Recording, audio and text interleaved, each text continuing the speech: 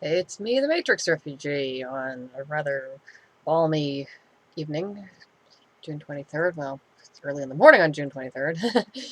Midsummer's Night's Eve. Well, tomorrow night is, anyway. Tonight's just a summer evening. Not to say it isn't magical in its own ways. Had kind of an interesting day today.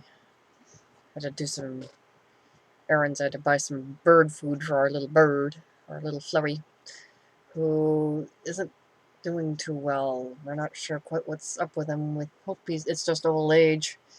But if you all could keep him in your thoughts and your prayers, and, you know, he might be just seemingly just a little bird, but he's my mom's therapeutic companion animal, so, you know, he does cute things that make her happy, so he's got a little mission in life, so I just hope he perks up soon, because it's getting a little worrisome. But anyway, had to get him some bird seed today. First, some of his regular seed at Market Basket, and then off to the pet store to get some molting food for him. And I had an interesting experience at the pet shop. Now, I was wearing a t-shirt that my mom had given me for a birthday present. It's this t-shirt with what ordinarily would look like a black and white picture of macaws in a jungle scene, but when you wear it outside in full daylight, it changes colors and becomes a colorful scene of macaws in a jungle background. So I'm in the pet store, and the store mascot of sorts is a blue and gold macaw, who let out a squawk like he wanted some attention. So the guy who owns the shop is walking around with the macaw on his arm, and he comes over near me, and the macaw apparently saw my shirt, because now he's looking and looking and looking. He's looking with one eye, and he's looking with the other eye, and he's got this totally perplexed look on his face like, why does woman have pictures of verbs on her?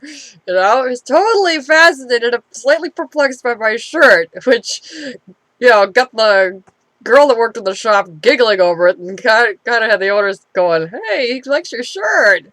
Usually doesn't notice stuff like that.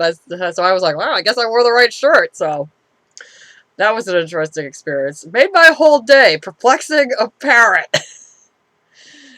So it's the little things that make life interesting, and that certainly made that trip to the pet store interesting. So today was kind of a take it easy, do some reading, do a little writing, do some housework that I didn't get to Saturday kind of day. Well, I guess it wasn't so much of a take it easy day. I'd take it easy once I had the housework done. So I've lost my place in my mental book. So because I'm a little short on hours this week, so I think this is going to be mostly a writing week. My game plan for tomorrow is to go to one of the coffee shops or something in our area and get some work done on the 2 writing projects that I have in the works right now.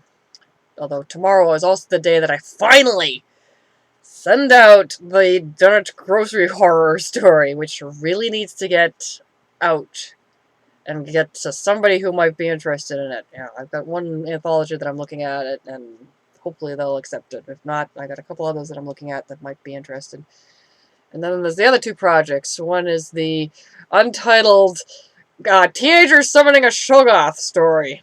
What could go wrong there? Lots of things. Which it looks like it's heading into experimental writing territory, although I'm in the first half of the story. Well, starting the second act of the story, so it's getting a little interesting, and it's going to get a little, you know, it's linear right now, but it's going to go into non-Euclidean territory very soon once these kids start mucking around with things that should not be mucked around with.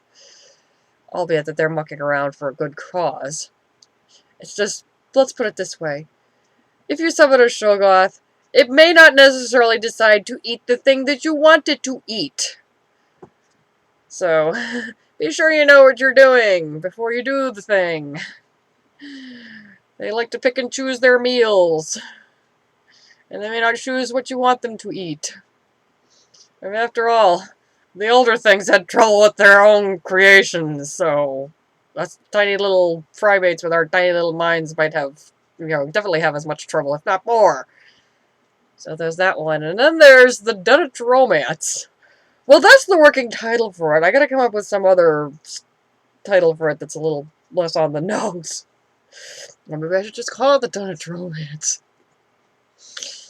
This is the, this is my answer to Pete Rawle combining elements of the Stuart Gordon movie Reanimator with the original H.P. Lovecraft story Herbert West Reanimator. Albeit, what I'm doing is I'm taking the 1970s film inspiration, well, inspired by the Dutch horror. Granted, it's, yeah, it's schlocky. It's a B movie, but it's just something endearingly bad about it.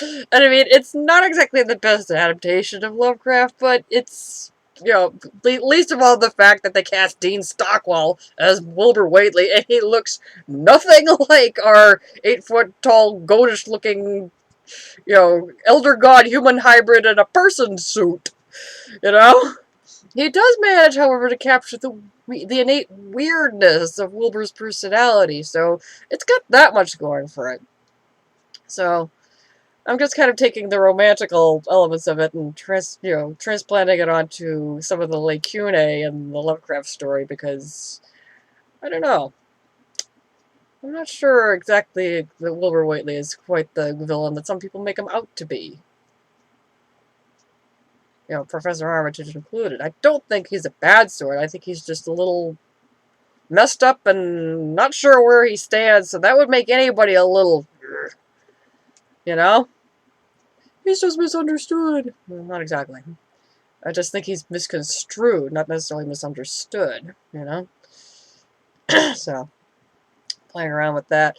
Also, there was a small part of me that after listening to an interview that Joe Pulver had done discussing King and Yellow stories and talking about the legacy of Robert Chambers, he talked about what Chambers wrote after he wrote the King and Yellow stories. He basically was finished with fantasy and moved on to the things including writing shopgirl romance novels.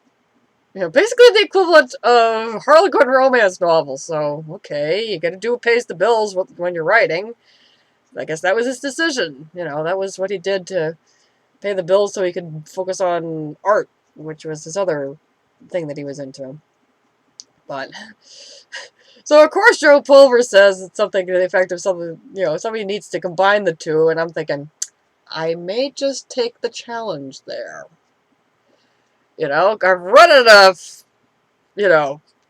I've read enough Silhouette Nocturne novels. I've read the King and Yellow stories.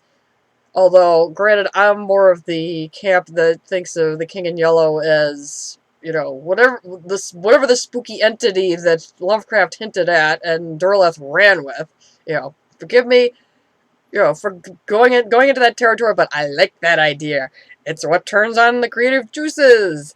So, that could be the possibility for that. I just don't know where I'd get it published.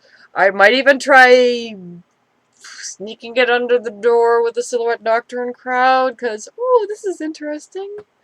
We've never published a book involving an elder god before. Well, now now you're getting into, now you're cooking with gas, folks.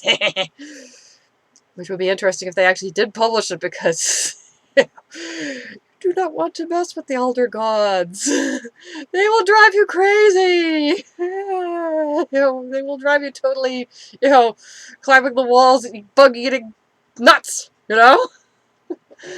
If you just so much as look at them funny, they don't do it on purpose. It's just the nature of the beasts, They don't exactly belong in our universe because they don't exactly play by the same rules. They're, what do you get when a sphere tries to go through a flat piece of paper? It's going to look strange to whatever lives in the flat plane that is the piece of paper,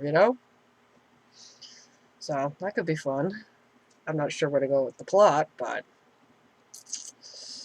did you just romance Hastur? That could be fun. So, that's the plan for tomorrow, and hopefully we'll get something in the pipeline, publish it Wish me luck, keep me in your prayers, and I'll see you when I see you.